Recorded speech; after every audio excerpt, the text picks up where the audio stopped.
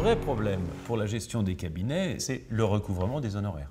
Oui, c'est d'ailleurs un problème parce que certains de nos confrères préfèrent abandonner un certain montant d'honoraires plutôt que d'aller devant l'ordre et dépenser du temps et de l'énergie à obtenir une décision. Alors la question du temps, elle vient d'être résolue par le Conseil de l'Ordre qui, à juste titre, a pris une motion selon laquelle ce sera en premier dernier ressort à 4 000 €, c'est-à-dire pour 70% du contentieux de recouvrement. Mais reste encore un décret à prendre et reste encore à convaincre la conférence des bâtonniers.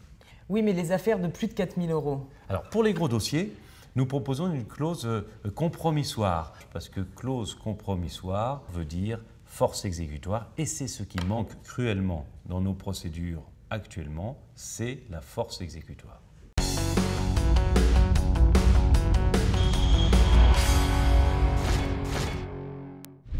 La création d'un cabinet d'avocats, seul ou avec un petit groupe d'amis, s'avère vraiment être un parcours du combattant. On est confronté aux plus grandes difficultés liées au financement de notre activité. Par exemple, les garanties bancaires sont de plus en plus lourdes, le prix de l'immobilier à Paris est hors de prix. Et puis même en amont de ces considérations financières, il y a aussi la question de la structure d'exercice. Parce que tout avocat que nous sommes, nous ne savons pas toujours quelle est la meilleure structure pour notre activité. La question de l'installation, effectivement, revient extrêmement souvent chez nos jeunes confrères, mais également au sein de l'ensemble de la profession.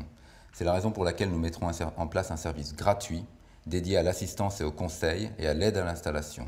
Ce service sera composé d'avocats extrêmement expérimentés qui ont connu ces problématiques et ces installations, ainsi que de professionnels en marketing, en comptabilité, en business development, et toutes ces problématiques donc inhérentes à l'installation, dédiées exclusivement à la mise en place de cette cellule et à l'accompagnement de nos confrères dans le cadre de leur installation.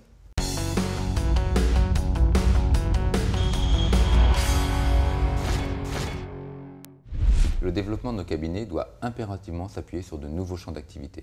Ceux qu'il nous convient d'identifier dans le cadre d'une démarche prospective et ceux qui nous sont déjà acquis. Oui, c'est l'avocat fiduciaire, mais il faut encadrer tout cela vraiment en déontologie, et c'est l'avocat mandataire en transaction immobilière. Prenons un avocat qui divorce un couple et qui ensuite, par la théorie de l'accessoire, vend l'appartement.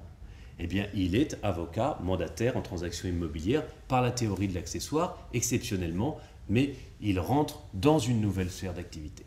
Comment expliquez-vous alors que si peu d'avocats soient réellement actifs sur ce terrain ?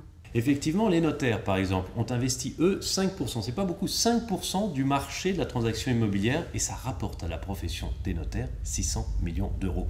Si donc les avocats investissaient 5% du même marché, ce serait aussi 600 millions d'euros de chiffre d'affaires, en particulier pour des petites structures, parce que c'est en particulier pour les avocats qui font du divorce. Oui, et cette activité est aussi totalement complémentaire de celle que nous exerçons quotidiennement, que ce soit pour les entreprises ou les particuliers. Il est indispensable que nos confrères le sachent. C'est précisément le rôle de l'ordre que de les former, de les sensibiliser et de les aider.